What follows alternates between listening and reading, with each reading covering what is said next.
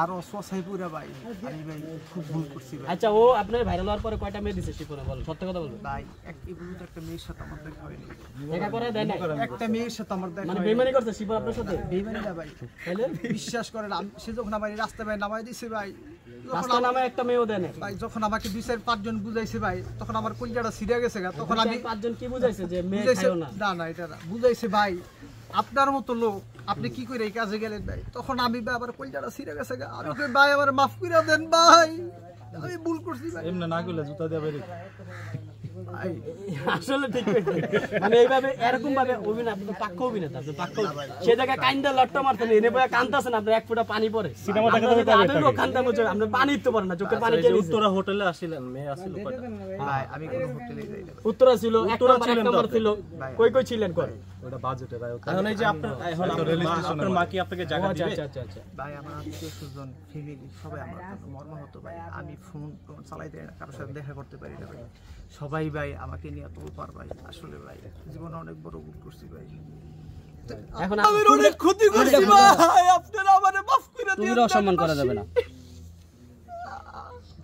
আলেম মানুষ যত যাবে ভাই আলেম হয়ে আপনি যে কাজটা করছেন আর আপনার ভয়েস রেকর্ডের মধ্যে যা আমরা শুনছি দেশবাসী সবাই মনে করছে আপনারা নিয়ে নাটক করছে।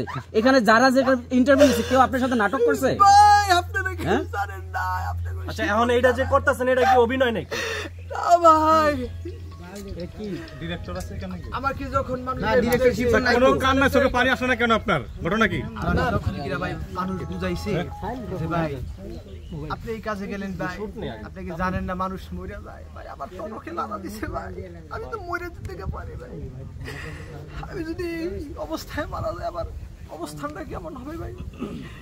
আমি এই জন্য আপনাদের সামনে ভাই আচ্ছা শিপন যে আপনাদের 4-5টা কথা বলছে এই কথাগুলো একটু সবার সামনে বলেন।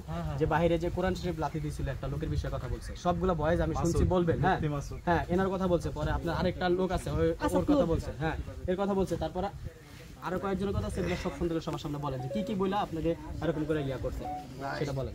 জোরে বললেন একটু জোরে। আসাদ নূর, তারপরে জানি নামটা মুফতি মাসুদ ভাই, এদের কথা বলছে। কি বলছে? বলছে যে এদের ব্যাপারে আপনার সাথে কথা বলবো। আমি তখন এরকম ইসলাম ভাই এরা নাস্তিক, এরা ইসলামের বড় দুশ্মন, এদের সাথে কোনো সম্পর্ক নাই, আমার ব্যাপারে এদের সাথে কথা বলবো কেন? এটা কি ভাইরাল হওয়ার আগে বলছিল? এটা ভাইরাল হওয়ার আগে তাহলে তখন তো আপনার বিবেক ঠিক কাজ করতেছিল, তারপরে এই কাজটা করলেন কেন? ভাই সে আমাকে যেহেতু এটা বলছেন ওরা নাস্তিক, আপনিও একটা নাস্তিকের কাজ করতে শুরু করতেছেন, আপনি তখনই তো আপনি ইষ্ট হয়ে থাকা উচিত ছিল যে আসলে আমি এটা করবো না, তারপরে কেন করলেন? মানে তাদের কাছ থেকে আপনি কি পরিমাণ